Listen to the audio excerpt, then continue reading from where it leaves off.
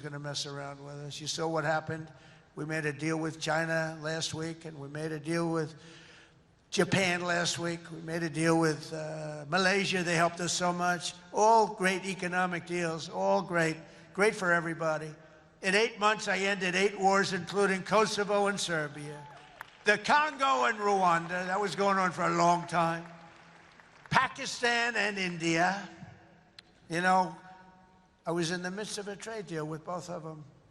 And then I read on the front page of a certain newspaper, I said, I don't want to mention the newspaper because it's usually fake news, but I heard they're going to war. 8 planes, 7 planes were shot down.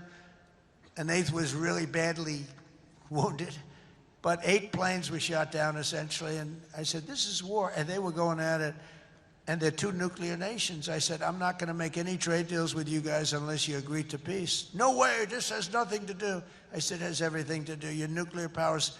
I'm not trading with you. We're not making any deals with you if you're at war with each other. A day later, I get a call. We've made peace. They stopped. I said, thank you, let's trade. Isn't that great? Tariffs did that. You know what? Tariffs. Without tariffs, that would have never happened. Israel and Iran, Egypt and Ethiopia, Armenia and Azerbaijan, and Cambodia and Thailand. All of them were in war, starting war. Some of the wars were 32 years old. One was 38 years old. Amazing. They tried to, President Putin, I spoke to him 2 weeks ago, and he said, on the one, he said, we've been trying to settle that war for 10 years. We weren't able to do it. You got to settle. I got some of these things settled in an hour. No help from the United Nations at all. The only thing I got from them was a blank teleprompter. Remember I went up there, Princess? Ladies and gentlemen, on behalf of the United States of America, President Donald J. Trump, I'm looking at the teleprompters, and I have all my friends, including your family, sitting out there, 158 leaders, some in beautiful silk white robes, others in bad shirts, bad ties, and some in beautiful shirts and ties. But they're all the leaders, 158 leaders. And they're saying, President, and I'm walking up to the President Donald J. Trump, and I'm looking at the teleprompter, stone cold blank. They did it on purpose. And I think I gave my best speech. That's what I was told.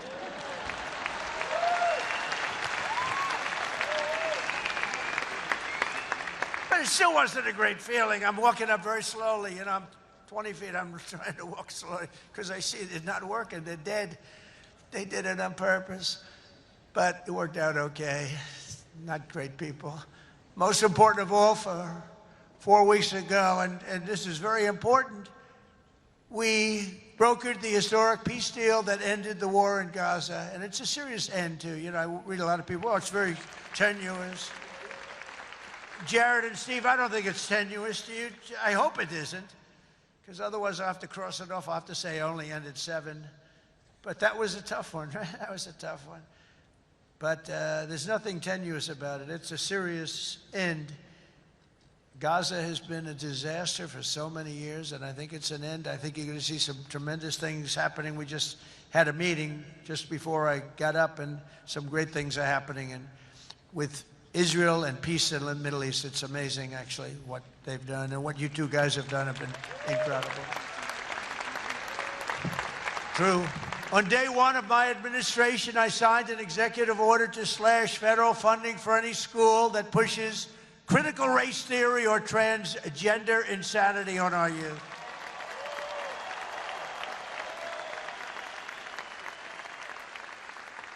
And we completely banned the chemical and surgical mutilation of our children. Think of that. Can you imagine somebody 15 years ago saying we stopped the surgical mutilation of our children? We stopped the chemical mutilation of our children. Can you imagine that? They would have said, this guy's crazy. And now you're saying, thank you very much, because you know it's true. How about this one? We got men out of women's sports. It's over. It's over. Men out of women's sports. They had a race the other day, long distance, I don't know what the hell, a race, one of these all-day races. They had the top women, the top men. The man won by 5 hours and 18 seconds, okay? What the hell? How about the weightlifting? 218 pounds by women. That's a lot to lift over your head, Rima. I don't know if you might be able to do it. 218 pounds or whatever was the record. A man beat the record by 100 pounds. It stood for like 17 years or something. A man beat the record by 100 pounds. He was a failed male weightlifter, but as a female, he did very well. That's a record that won't. This is a thing that stood. They put a quarter of an ounce and a quarter of an ounce on each end. 18 years the record stood. Then a guy comes along, ping, ping. This is crazy. These people are crazy. And Mandami, whatever the hell his name is in New York. No. He thinks it's wonderful to have men playing in women's sports.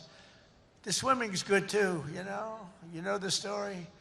Records are being beaten by numbers that nobody's ever seen, nobody ever thought possible. But a lot of those records are being changed back to where they should be, and I made it the official policy of the United States government that there are only two genders, male and female.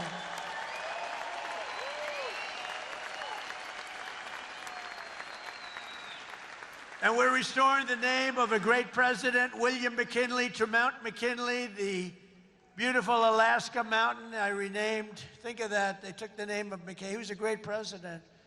He was assassinated. He was a great president for tariffs. He was the tariff king, and he made our country very rich. And then Teddy Roosevelt spent the money on the Panama Canal and many other things. And everyone thinks Teddy was a great president. He was. But the one who built all that money was McKinley. So we renamed the mountain back to Mount McKinley. Is that okay? I think so. You know, I'll tell you what, who's happy about that is the great state of Ohio. He was governor of Ohio and became president, did a great job, made the country very rich. He was killed. Mount McKinley was named, and then the name was taken off. And we put it back on. And I renamed the Gulf of Mexico to the Gulf of America. That was an easy one. That was an easy one, Johnny. That was easy. You know, I looked, we have 92% of the show. I used to say when I was a child, I'd say, how come it's called the Gulf of Mexico? It's mostly America. You know, all the way, it wraps around Florida, all the way up. It's 92% of the shoreline. I said, I think to me it's the Gulf of America. Little did I know I'd have the chance to do it. I did it very quickly. For years, our country was run by radical scoundrels and far-left bureaucrats who created one catastrophe after another, wrecking our economy, erasing our borders, and surrendering America's power and standing all over the world. But after just 1 year since that glorious election, I'm thrilled to say that America is back. America is back. Bigger, better, stronger than ever. And